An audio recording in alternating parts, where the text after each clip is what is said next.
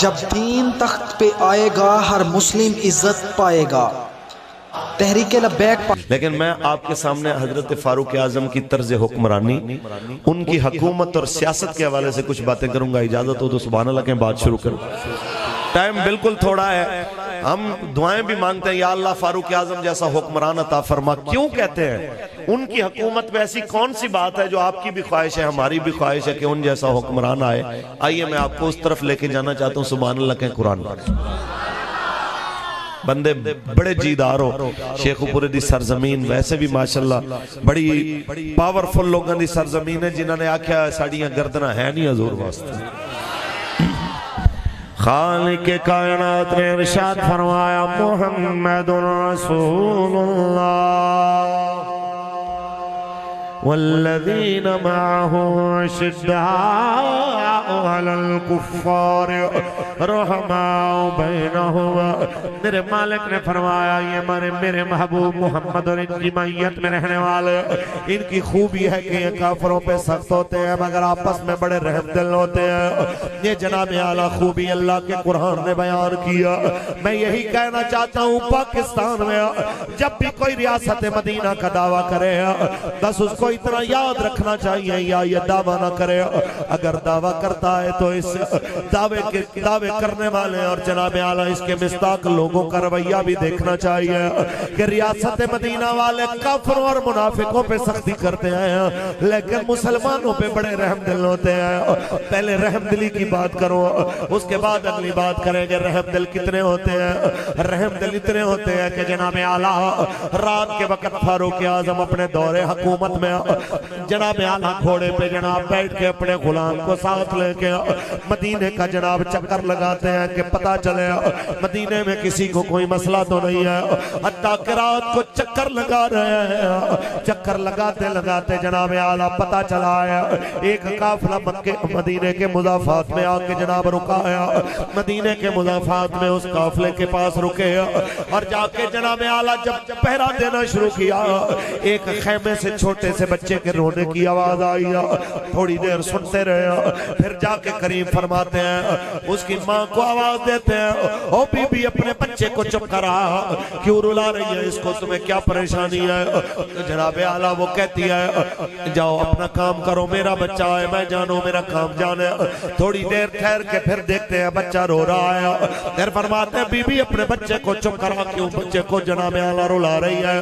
جب تیسری بار سوال کرتے ہیں اندر سے عورت کہتی ہے تمہارا اس سے کیا مطلب؟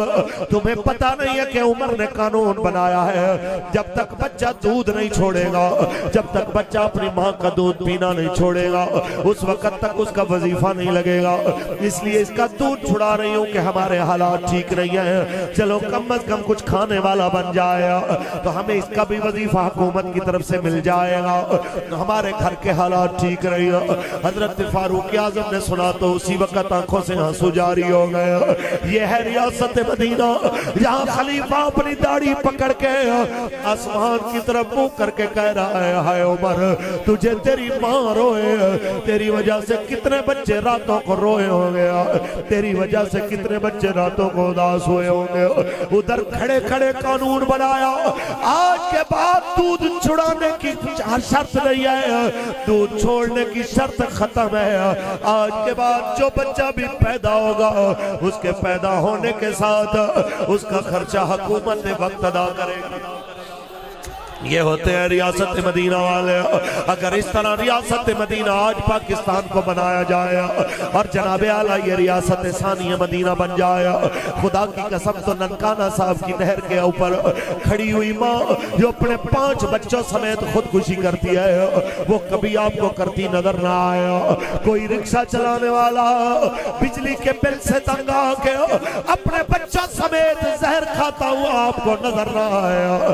کوئی ماں اپنے بیٹے کی دوائی کی خاطر عزت بیچتی ہوئی سڑک کے کنارے کھڑی ہوئی نظر نہ آیا۔ کوئی بیٹی جوان لوگوں کی گاڑیوں کو شیشے صاف کرتے ہوئے اور گندے لوگوں کی گندی نظروں کا شکار ہوتی ہوئی آپ کو لاہور کے اشاروں پہ نظر نہ آئے۔ اگر ریاست مدینہ کی کوئی ذمہ داریاں قبول کرے کہ ان کو عزت سے گھر میں کم از کم روٹی دی جائے، بے روزگار کو کم از کم روزگار دیا جائے، بھوکے کو کم از کم کھانا دیا جائے، بات یہی ختم نہیں ہوتی۔ اس سے آگے چلیے، اس سے آگے یہ ہے کہ ایک رات کے پہرے کے دوران آواز آتی ہے جناب اعلیٰ کسی کے گھر سے بچوں کے رونے کی آواز آ رہی ہے تو فاروق اعظم فرماتے ہیں او بی بی تیرے بچے کیوں رو رہے ہیں؟ اس نے کہا بھوکے ہیں، 3 دن سے کچھ کھایا نہیں ہے۔ کہا کیا کھانا بنا رہی ہو؟ کہتی ہے نہیں بھائی، صرف ایک ہنڈیا چڑھائی ہے جس پہ پانی رکھا ہوا ہے، اس لیے اس کے نیچے آگ جلا رہی ہوں تاکہ کم از کم یہ بیچارے اس انتظار میں دل بہل جائے کہ کچھ پک رہا ہے، کچھ کھا لیں گے تھوڑی دیر بعد، صحیح ہے ایسے انہیں نیند آ جائے گی۔ فاروق اعظم جلدی سے جاتے ہیں، اپنے غلام کو لے کے بیت المال سے کہتے ہیں جلدی سے آٹا میری گردن پہ رکھ، جلدی سے بوری مجھے اٹھوا۔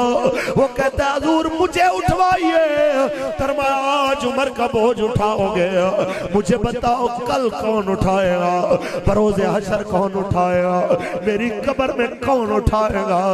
اس لیے آپ نے فرمایا یہ میرے کندھے پہ ہی آنے دو۔ آٹا اٹھاتے ہیں، دروازے پہ آتے ہیں، کہتے ہیں بہن تیرا بھائی آیا ہے، آٹا لے کے آ، کچھ کھانے کی چیزیں لے کے آ۔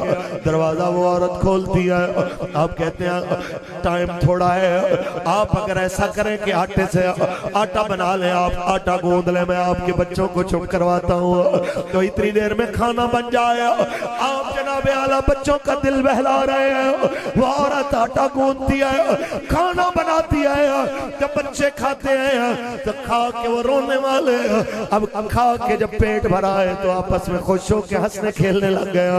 تو اس دوران وہ عورت بڑے گلے شکوے کر رہی ہے، عمر سے خدا پوچھے گا، وہ پوچھے گا اس کی عدالت میں، عمر سے پوچھنا ہوگا، جناب اعلیٰ پوچھا جائے گا کہ بتاؤ تیری رعایا میں بندے بھوکے رہے ہیں، تو آپ نے فرمایا بہن عمر کو معاف کر دو، اتنی بڑی سلطنت ہے، کہیں نہیں بھی پتا ہوتا بندے کو کہ ان کے حالات کیسے ہیں۔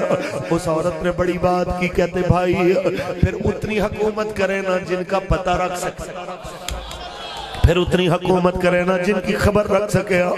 آپ نے کہا اللہ کے لیے اسے معاف کر دو، تو وہ عورت کہتی ہے آپ کہتے ہیں تو میں معاف کر دیتی ہوں، لیکن دل نہیں کر رہا تھا۔ چلو کوئی بات نہیں، آپ میرے بھائی ہیں، میں تو یہ چاہ رہی تھی رب نے حکومت دینی تھی آپ کو دے دیتا، عمر کو دینے کی کیا ضرورت تھی؟ آپ جیسے بھائیوں کو حکومت ملتی جسے اپنے بہنوں کے بچوں کے رونے کا پتہ تھا۔ اتنی بات کی جب اس نے معافی کا اعلان کر دیا، باہر سے غلام کہتا ہے امیر المومنین تھوڑی دیر چل کے آرام کر لیجئے، ساری رات جاگتے ہیں، پھر آپ نے فجر کے ٹائم اٹھنا بھی ہوتا ہے۔ جب امیر المومنین کا نام سنا عورت تھر تھر کامنے لگ جاتی ہے۔ آپ فرماتے ہیں نہ گھبراؤ، نہ معافی میں اپنا تعارف کرا کے بھی مانگ سکتا تھا، لیکن شاید آپ دل سے عمر کو معاف نہ کرتی ہیں، اس لیے میں نے تعارف کرا کے معافی نہیں مانگی، بغیر تعارف کے مانگی ہے تاکہ آپ دل سے عمر کو معاف کر دیں۔ یہ ہے ریاست مدینہ، یہ ہے حکومت فاروق اعظم۔ اس سے بھی آگے چلیے، خلیفہ وقت رات کے وقت جاگ رہے ہیں، جو ریاست مدینہ والے ہوتے ہیں راتوں کو ناچ گانا نہیں کرتے، قوم کی بیٹیوں کے دوپٹے اتار کے ان کو اپنے جلسوں کی زینت بنا کے ناچ گانا نہیں کرواتے۔ ریاست مدینہ تو بیٹیوں کی عزت بچانے والے ہوتے ہیں، ریاست مدینہ والے تو شریفوں کی عزتیں بڑھانے والے ہوتے ہیں۔ یہ ریاست مدینہ ہے جہاں سے تہجد کے ٹائم خلیفہ ایک گھر سے گزر رہے ہیں تو جناب اعلیٰ اندر سے آواز آئی ہے، ایک عورت کہتی ہے اپنی بیٹی کو بیٹی چلو اٹھو دودھ میں تھوڑا پانی ملا۔ وہ لڑکی کہتی ہے اماں تمہیں پتا ہے خلیفے نے منع کیا ہے ملاوٹ نہیں کرنی ہے، تو وہ جناب اعلیٰ اماں کہتی ہے خلیفہ کون سا دیکھ رہا ہے؟ تو جناب اعلیٰ وہ لڑکی کہتی ہے اماں خلیفہ نہیں دیکھ رہا، خلیفے کا رب تو دیکھ رہا، وہ تو دیکھ رہا ہے، اس لیے تو مہربانی کر یہ بات دوبارہ نہ کرنا۔ حضرت عمر نے سنا، گھر کی نشانی رکھی، چلے گیا۔ اگلے دن اس عورت کو طلب کیا، رات تم یہ بات کر رہی تھی پانی ڈالنے کا۔ عورت تھر تھر کانپنے لگی، غلطی ہو گئی۔ آپ نے فرمایا میں نے اس لیے بلایا، میں نے آپ کو اس لیے طلب کیا، اگر آپ کو برا نہ لگے آپ کی بیٹی کا رشتہ میں اپنے بیٹے کے لیے مانگنا چاہتا ہوں۔ حکومت وقت ہے، کئی 100 مربع میل کے اوپر بلکہ کئی لاکھ مربع میل پہ جس کی حکومت ہے، وہ حاکم کیا کہتا ہے؟ کہتا ہے آپ کی بیٹی کا میرے بیٹے کے لیے رشتہ چاہیے، تاکہ دنیا کو پتہ چلے کہ ریاست مدینہ میں کوٹھیاں اور گھر دیکھ کے رشتے نہیں مانگے جاتے، کردار اور شرافت دیکھ کے رشتے مانگے جاتے۔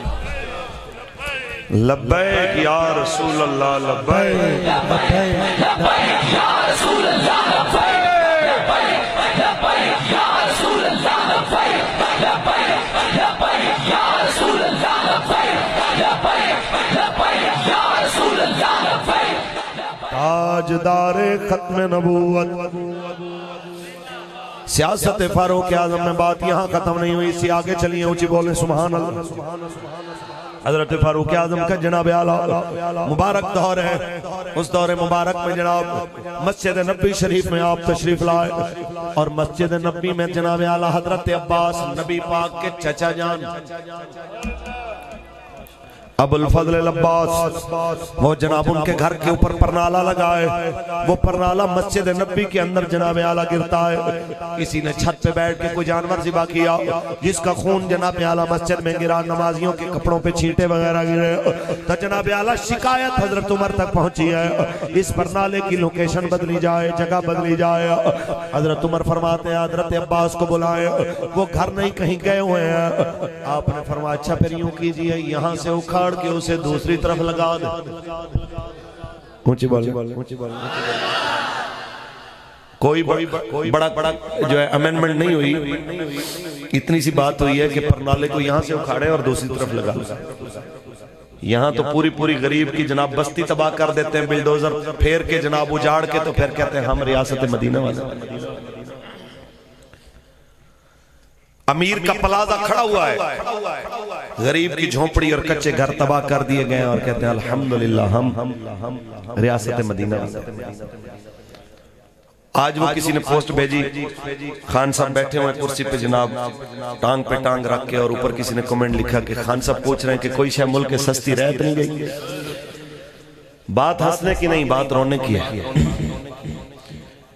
کہ جہاں پہ ہمارے اقتدار پہ بیٹھنے والے، پچھلے سال کا ان کا غالباً 1 ارب 19 کروڑ بجٹ تھا یا 9 کروڑ تھا، چلو جی 1 ارب اور 9 کروڑ ایک سال کا بجٹ، اور خان صاحب بڑے دکھی حالات میں فرما رہے تھے کہ یقین مانیے گزارا نہیں ہوتا، بڑی مشکل سے گزارا کرتے۔ آپ 1 ارب اور 9 کروڑ سالانہ میں کہتے ہیں میرا بڑا مشکل سے گزارا ہوتا ہے، 2 کتے، 1 بیوی اور 1 آپ اور 2-3 نوکر ہیں آپ کے، آپ کہتے ہیں ہمارا گزارا نہیں ہوتا، اور پھر دکانیں ان کی نہیں کھولنے دیتے جس کے 5-7 بچے بھی ہیں، ایک ریڑی کے علاوہ اور کمائی کا ذریعہ بھی کوئی نہیں، ایک دکان کے علاوہ، ایک سبزی بیچنے کے علاوہ، ایک جناب اعلیٰ فروٹ بیچنے کے علاوہ اس غریب کے پاس کوئی چیز نہیں ہے، وہ بھی آپ کے بلدیہ والے اٹھا کے لے جاتے ہیں۔ بتائیے آپ نے اللہ کے حضور جواب دینے کہ نہیں دینے؟ آپ نے رسول اللہ کے سامنے کھڑے ہونے کہ نہیں ہونے؟ بات صرف اتنی آئی ہے، پرنالے کی لوکیشن چینج ہوئی ہے، یہاں سے انہوں نے کہا ادھر لگا، شام ہوئی، حضرت عباس آئے، عجیب سی گھر میں تھوڑی سی تبدیلی لگی، یہ کیا پرنالہ کس نے اکھاڑا؟ کہنے لگے جی امیر المومنین کا حکم تھا تو یہاں سے اکھاڑا ادھر لگا دیا۔ اسی وقت حضرت عباس آتے ہیں اور آ کے اپنا کیس پیش کرتے ہیں مدینے کی سپریم کورٹ کے اندر۔ اونچی بولیے، یہ باب رحمت دا کوٹ نہیں، ٹھیک ہے، یہ لطیف کھوسے دا کوٹ نہیں ہے، یہ ثاقب نثار دا کوٹ نہیں ہے، یہ محمد عربی دے فقیران دا کوٹ، یہ رسول عربی دے غلامہ دا کوٹ۔